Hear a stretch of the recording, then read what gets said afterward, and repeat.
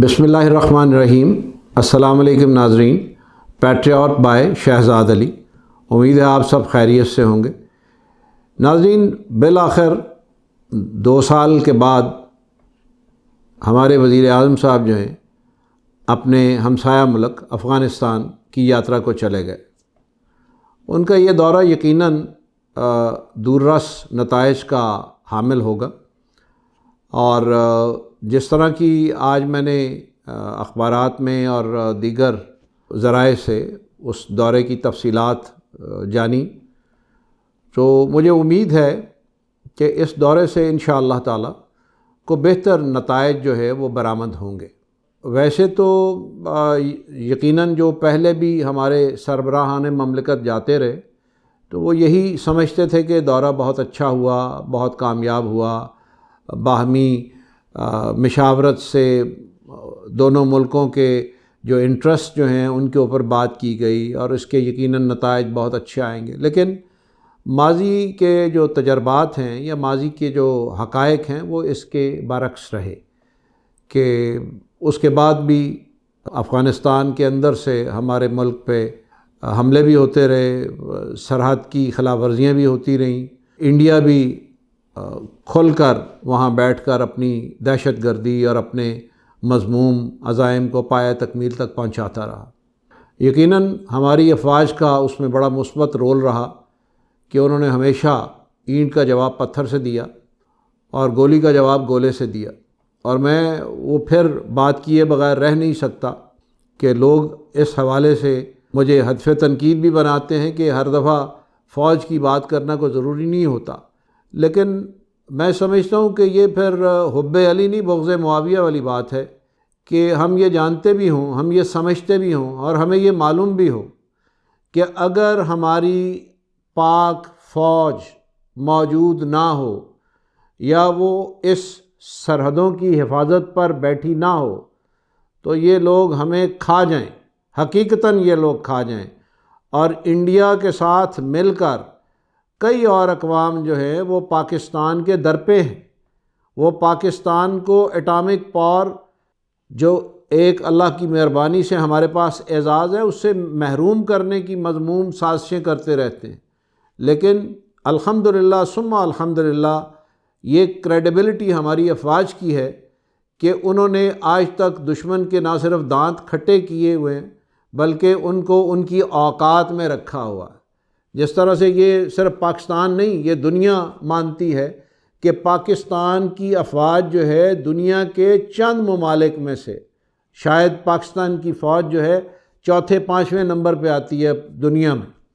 तो इसलिए अपनी फ़ौज को क्रेडिट दिए बगैर मैं तो कम अज़ कम नहीं रह सकता कि हमारी फ़ौज ने इस सारी दहशत गर्दी को, इस सारी जो सरहदी दरअंदाज़ी है उसको रोकने को उन्होंने बड़ी कामयाबी से अपनी हिकमत अमली से इसको रोके रखा। अब यकीनन वज़ीर आज़म साहब का जाना खुशाइन बात है और जाना इन्हें बहुत पहले चाहिए था। लेकिन हमारी फ़ॉरेन पॉलिसी, हालांकि इस दौर में फ़ॉरेन पॉलिसी पे भी बहुत कामयाबी से इन्होंने अमल दरामद किया और उसके ऊपर कई अच्छे इक़दामात उठाए और उसके नतीजे में यकीनन अच्छी चीज़ें भी हुई। लेकिन अब फिर ख़ारजा पॉलिसी जो है वो क्वेश्चन मार्क है। उस हवाले से मैं मशरक़ वस्ता के हवाले से यकीनन बात करूँगा बाद में। लेकिन सरदस्त अफ़ग़ानिस्तान के हवाले से ये है कि अगर हमारा जो नेक्स्ट डोर नेबर है उसके साथ हमारे ताल्लुकात, उसके साथ हमारे मामलात जो हैं वो खुश उसलूबी से तय पा जाते हैं और हम एक दूसरे को प्रोटेक्ट करते हैं तो यकीनन ये सिर्फ पाकिस्तान के लिए नहीं, पाकिस्तान से कहीं ज़्यादा बेहतर अफ़ग़ानिस्तान के लिए होगा। और अफ़ग़ान रिफ्यूजीज़ को जिस तरह से हमने इतने सालों से अपने सीने से लगाए रखा है, ये वो ख़ुद भी जानते हैं कि ये उनको शायद अहमियत, इज़्ज़त, मोहब्बत अफ़ग़ानिस्तान में भी नसीब नहीं हुई जो पाकिस्तान में उन्हें मिली। और पाकिस्तान में वो जितने फ्लरिश हुए हैं, वो जितने इस्टेब्लिश हुए हैं, वो हमारे पाकिस्तान के अंदर जो मार्केटें हैं वो इसका मुंह बोलता सबूत है कि हमारे यहाँ अफ़ग़ानिस्तान जो लोग आए हुए हैं, रेफ्यूजीज़ जो हैं वो यहाँ सेटल्ड हैं। और उनमें से बहुत सारे लोग जो हैं انہوں نے یہاں اپنے جو آئی ڈی کارڈز بنوا لیے، یہاں بیٹھے ہوئے ہیں وہ. اور افغانستان کو ہم چونکہ اپنا برادر اسلامی ملک سمجھتے ہوئے میرا خیال ہے کہ حکومتوں نے بھی چشم پوشی کی کہ اگر یہ لوگ یہاں سیٹلڈ ہیں تو ان کو ڈسٹرب نہ کیا جائے. لیکن میں سمجھتا ہوں کہ اگر یہ آپس کی ریلیشن شپ، آپس کی انڈرسٹینڈنگ جو ہے وہ بہتر خطوط پہ استوار ہو جائے تو اس سے یقیناً یہ معاملات بھی اچھے طریقے سے طے پا جائیں گے. اور یہ نہ صرف افغانستان کی ٹریڈ کے لیے بہتر ہوگا بلکہ افغانستان کے عوام کی ترقی اور خوشحالی کے لیے بھی بہت بہتر ہوگا.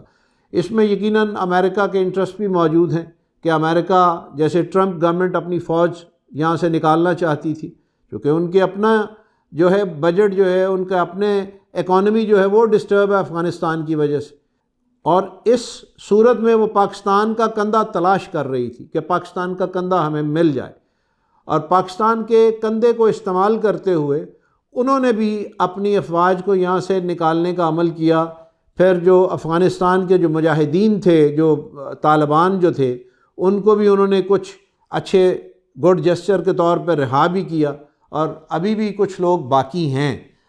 اب میں اس افغانستان کے دورے کے حوالے سے ایک اور بڑی اہم بات جو میرے علم میں آئی، ہمارے ہاں سب سے پہلے جو صاحب گئے افغانستان وہ غالباً راجہ پرویز اشرف تھے، جو پرائم منسٹر تھے. انہوں نے اپنے دورے پہ کو $51,000 جو ہے وہ خرچ کیے، $51,000. اور پھر انہی کے صدر جناب آصف علی زرداری صاحب نے 44 یا $45,000 جو ہیں وہ خرچ کیے.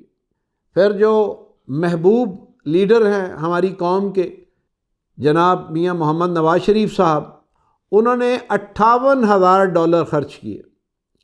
اور جو ہمارے سلیکٹڈ وزیر اعظم ہیں، جن کو ہم سلیکٹڈ ہمارے محترم قائدین بولتے ہیں، انہوں نے صرف $11,000 خرچ کیا اپنے دورے پہ، جس میں بشمول ان کے سیکیورٹی ایکسپنس بھی، اور ان کے سیکیورٹی ایکسپنس علیحدہ تھے، سیپریٹ تھے.